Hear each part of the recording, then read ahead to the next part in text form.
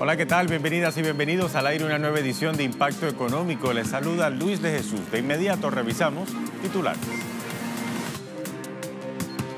El FMI sigue exprimiendo la economía argentina y exige al gobierno de Mauricio Macri nuevas medidas de austeridad, ahora en el sector de los jubilados y los pensionados. En nuestra arista económica de hoy hablamos del llamado milagro coreano. Presentamos una radiografía del repunte de la economía de Corea del Sur tras el fin de la guerra de Corea. Y también en Asia, China refuerza su política económica exterior y adelanta un plan para expandir el intercambio comercial con sus países vecinos. También refuerza sus lazos económicos con el continente africano.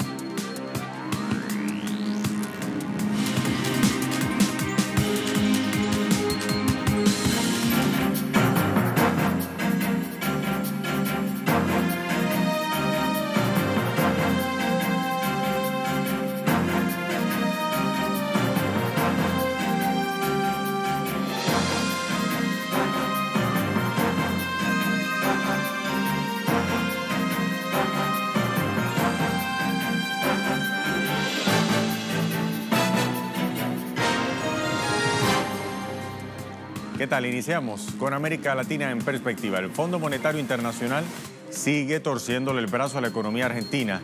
El FMI pidió ahora al gobierno de Cambiemos aprobar nuevas medidas de austeridad, esta vez en el sector de los jubilados y los pensionados. Vamos a revisar el análisis del periodista del medio Página 12, Tomás Luquín, sobre este hecho. El organismo financiero ha vuelto a cargar a favor de la reforma del sistema previsional argentino. En esta ocasión, el Fondo Monetario Internacional recomienda implementar ajustes en el cálculo de la jubilación inicial. La medida consiste en reducir la tasa de sustitución, es decir, la relación entre el haber inicial y el salario promedio, previo al retiro de los trabajadores. Según el FMI, esto busca garantizar la sustentabilidad del sistema pensional. Sin embargo, el periodista Tomás Luquín aclara que la propuesta del staff del fondo implica reducir el ingreso que reciben los nuevos jubilados. La sugerencia no solo aplica para Argentina, sino también para Brasil, donde el nuevo gobierno se comprometió con una reforma que incluye un incremento de la edad jubilatoria y la entrada de las administradoras de fondos de pensiones, mejor conocidas como AFP. Igualmente, el FMI propone que los trabajadores activos se preparen para el futuro, ahorrando más y extendiendo sus vidas laborales. Luquín asegura que la propuesta del Fondo Monetario Internacional no resulta novedosa, ya que el ajuste de las jubilaciones iniciales formó parte del listado de las propuestas desarrollado en su primer informe del artículo 4, realizado después de una década. El documento del FMI, titulado El futuro del ahorro, el rol del diseño de los sistemas de pensiones en un mundo que envejece, fue presentado con una renuncia de responsabilidad del organismo, donde se indica que las visiones expresadas en dicho documento no necesariamente representan al Fondo Monetario Internacional. No obstante, su exposición en Tokio estuvo a cargo de David Letton, subdirector gerente del Fondo Monetario Internacional y hombre fuerte en la estructura de poder como representante de Estados Unidos. Cambiamos ahora de tema. Pescadores artesanales de Chile salieron a las calles para protestar contra el veto presidencial a la ley de pesca. Los trabajadores bloquearon el ingreso a la comuna de Tolten, en la provincia de Coatín, y en la comuna de Chanco, en la provincia de Cauquenes, en protesta.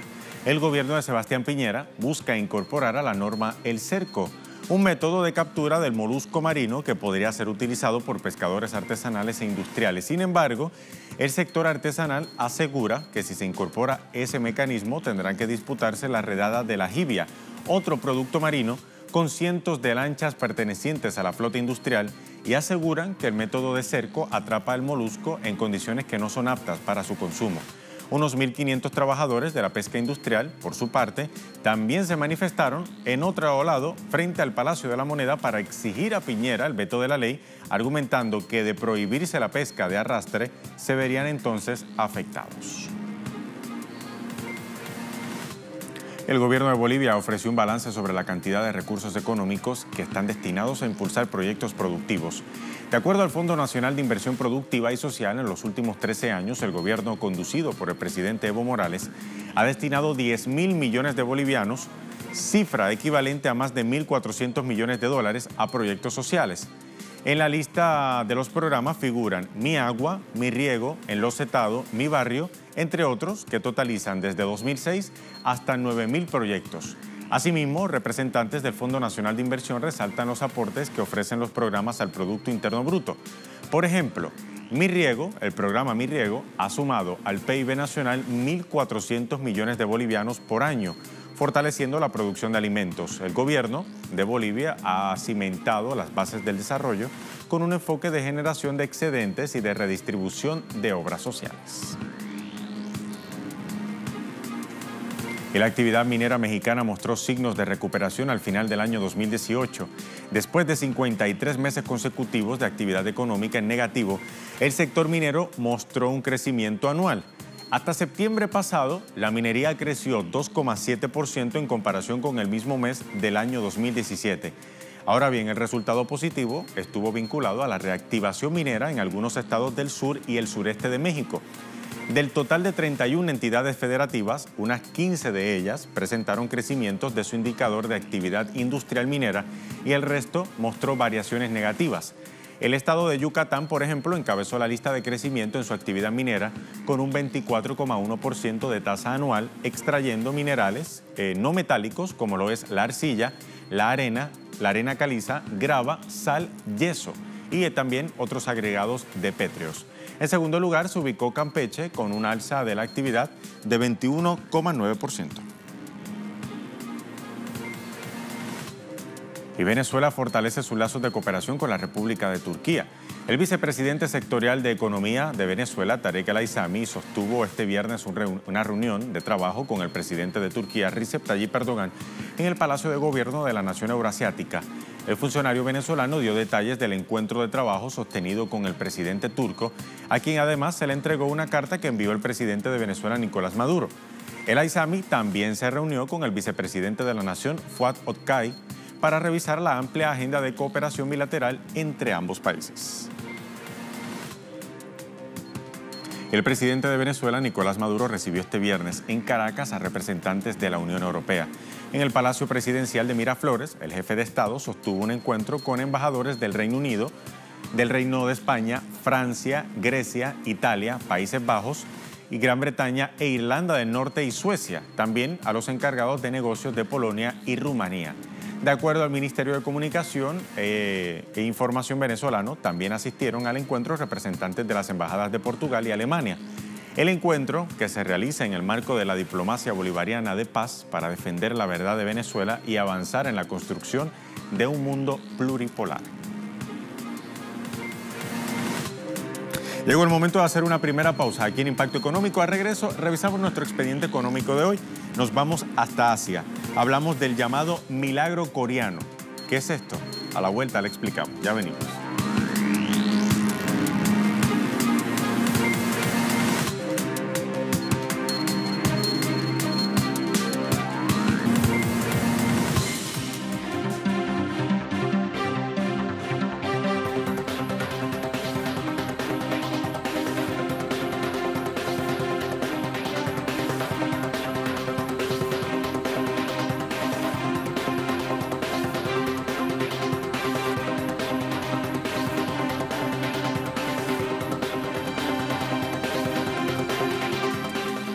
Hoy en nuestro expediente económico hablamos de la economía de Corea del Sur. A partir de los años 60, el bloque asiático inició su ascenso y Corea del Sur, que se recuperaba en aquel entonces de la guerra con su vecino del norte, decidió invertir sus recursos en educación. Hoy ocupa el número 13 de las mejores economías del mundo. Algunos incluso le llaman el milagro coreano. Veamos. En los años 60, Corea era un país muy dependiente de las ayudas occidentales. A pesar de ello, en poco más de 20 años experimentó una gran transformación industrial. Este país pasó en un abrir y cerrar de ojos de la agricultura de subsistencia a un modelo completamente industrial. Una serie de decisiones políticas encaminadas a proteger industrias clave, un fuerte aperturismo al comercio internacional en otros sectores y una mejora de la educación han sido los pilares del fuerte desarrollo experimentado por este país.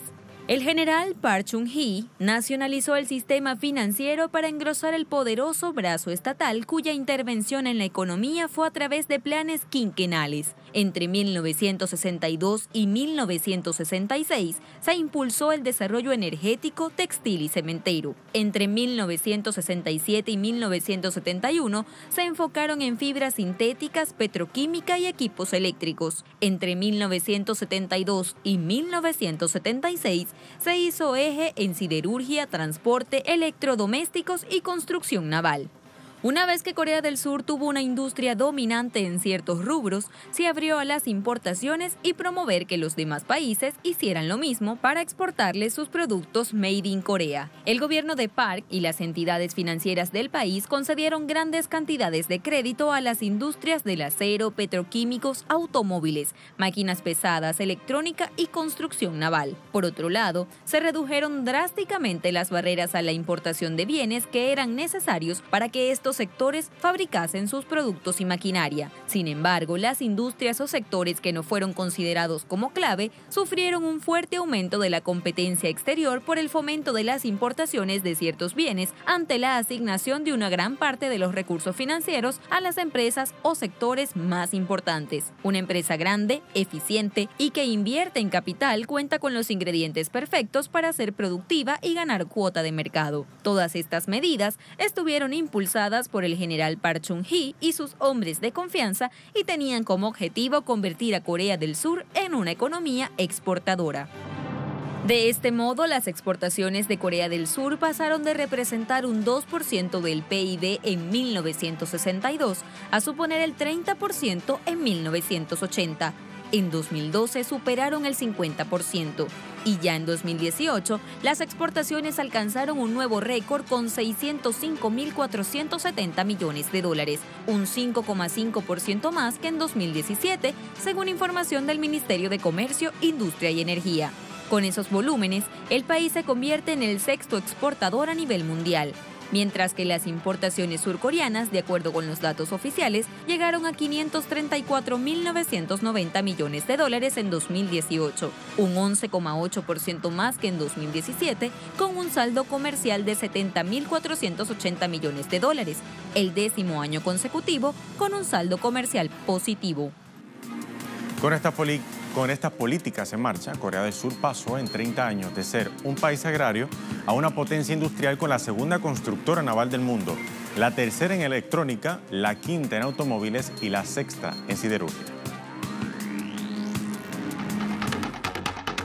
Los chaebol, grandes conglomerados empresariales de Corea del Sur, comenzaron a crecer con intensidad desde hace 3 décadas.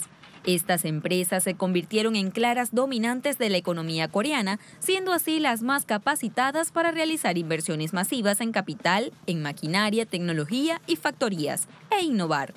Estos pulpos diversificados que están inmersos en tantas industrias, celulares, automóviles, lavadoras, lácteos y hasta en las comidas o seguros médicos, entre los que destacan Hyundai, Samsung y LG, se han convertido en la punta de lanza de la economía surcoreana.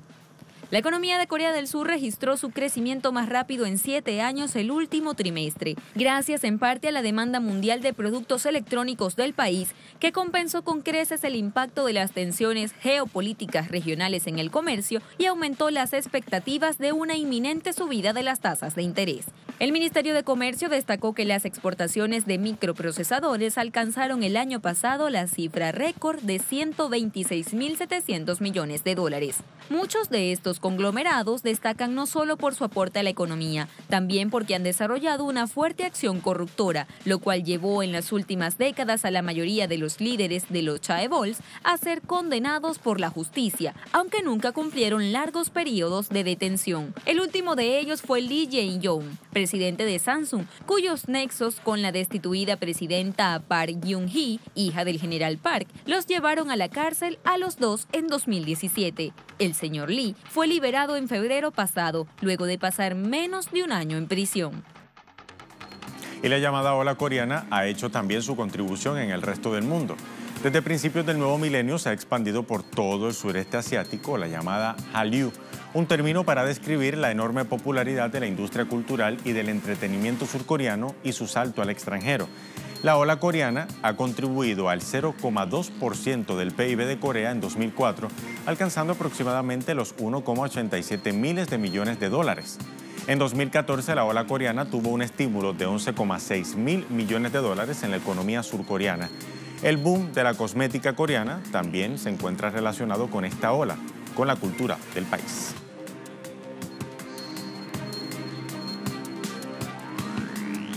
Precisamente de esa ola coreana y de las industrias que emanan de ella, como la cosmética y la tecnológica, mantienen a la economía surcoreana entre las 11 mejores del mundo. Pero en materia laboral, el país aún tiene alguna flaqueza. Por ejemplo, una de las preocupaciones de la sociedad surcoreana es la gran cantidad de horas y las pocas vacaciones que tienen los trabajadores, que suelen ser 2 semanas, pero la media suele ser de 7 días.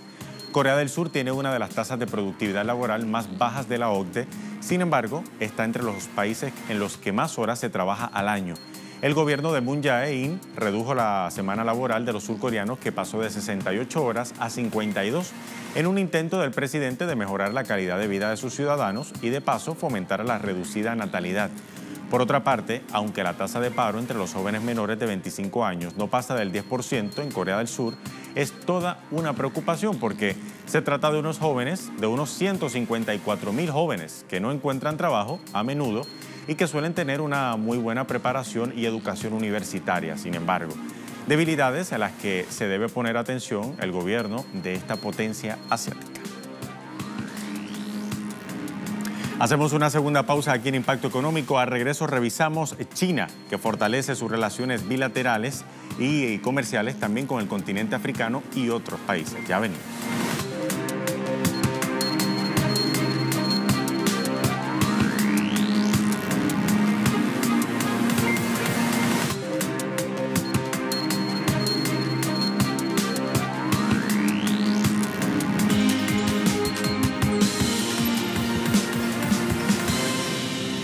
Este jueves se celebró en Beijing la Conferencia Anual de Trabajo de la Administración General de Aduanas de China, en donde se dieron a conocer los avances del comercio exterior del año 2018, el año que acaba de pasar. El gigante asiático presentó para este año una lista de mercados claves para expandir el intercambio comercial en los países a lo largo de la franja y la ruta. Los detalles a continuación. China celebró este jueves su conferencia anual de trabajo de la Administración General de Aduanas, en donde se resumió el trabajo de las aduanas del 2018 y se conocieron los avances de estas oficinas gubernamentales, desde la reforma de la estructura interna hasta la mejora del entorno empresarial. En la reunión, los diplomáticos también elogiaron la cifra récord de comercio exterior que China registró el año pasado, cuando llegó a un nivel histórico de 4,5 billones de dólares, que significa un aumento interanual de 9,7%. Asimismo, en dicho periodo, el volumen de exportaciones e importaciones registraron un alza de 7,1% y 12,9% respectivamente. Las autoridades atribuyeron la expansión comercial del año pasado a una serie de políticas favorables, entre ellas la reducción del número de documentos reglamentarios para el despacho de aduana de 86 a 46 y el tiempo de despacho para la importación y la exportación.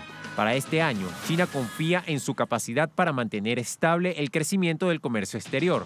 Y para ello, el Ministerio de Comercio presentó una lista de 30 mercados claves para la expansión del comercio exterior en este 2019, para que el gigante asiático aproveche activamente el potencial de las economías emergentes y en desarrollo relacionadas con la iniciativa de la Franja y la Ruta, a la vez que continúa explorando los mercados tradicionales en países en desarrollo. Y China continúa estrechando las relaciones con el continente africano. El representante especial del presidente chino, Xi Jinping, Yang Jiechi, se reunió este jueves con el presidente de Guinea Ecuatorial, Teodoro Obiang. Yang dijo que su visita tiene como objetivo profundizar la comunicación con Guinea Ecuatorial para implementar el consenso y los resultados de la pasada cumbre sobre cooperación China-África del año pasado. Y en el cumplimiento de esa línea, añadió que China pondría en marcha la iniciativa de la Franja y la Ruta y 8 iniciativas más. Agregó que el gigante asiático apoyará la diversificación económica y traerá beneficios a la gente de Guinea Ecuatorial, mientras, por su parte, Obiang describió a China como un importante socio de cooperación y también le dio la bienvenida a más empresas chinas para que inviertan en su país. Pasando ahora a Europa, el primer ministro de Francia, Édouard Philippe, visitó este viernes el puerto de Calais y su terminal Eurotúnel, un día después de que el gobierno francés pusiera en marcha su plan de contingencia para enfrentar un Brexit sin acuerdo. Philippe dijo que Francia se encuentra lista para enfrentar ese escenario con un plan que incluiría 50 millones de euros en inversiones para ayudar a los puertos y aeropuertos del país a lidiar con los cambios del Brexit. Francia está prestando especial atención al Eurotúnel del Canal de la Mancha, que anualmente transporta millones de pasajeros y camiones de carga para el comercio de Reino Unido con el resto de los países. Asimismo, el gobierno francés contratará antes del 29 de marzo casi 600 agentes de aduana e inspectores veterinarios para hacer frente a un Brexit sin acuerdo. Lo que observo es que el 30 de marzo, si se produce el Brexit duro, estaremos listos. Se habrá completado el trabajo de construcción, se habrá realizado el reclutamiento, se habrán establecido los procedimientos adaptados, si ya existen, para que este Brexit se realice en las mejores condiciones para nuestros conciudadanos. El comercio entre Rusia y España registró un aumento en los primeros 11 meses del año pasado, según los datos del Servicio Federal de Aduanas de Rusia. Entre enero y noviembre de 2018, el intercambio comercial entre Rusia y España aumentó 10,5% hasta ascender a 5.300 millones de dólares. En ese lapso, las exportaciones rusas a España registraron un alza de 10,2% al alcanzar 2.100 millones de dólares. Por su parte, España, entre enero y noviembre del año pasado, exportó a Rusia mercancía por 3.100 millones de dólares, lo que supone un aumento del 10,8%. Y la Agencia Internacional de la Energía, AIE, mantiene su pronóstico sobre el crecimiento de la demanda mundial de petróleo para este año. Así lo informa el portal web de Sputnik. En pantalla lo tienen para su referencia. En su informe de enero, la organización señala que la demanda petrolera global para este año tendrá un crecimiento de hasta 1,4 millones de barriles diarios. De esta manera, la demanda de petróleo en el mundo alcanzará este año 100,7 millones de barriles diarios.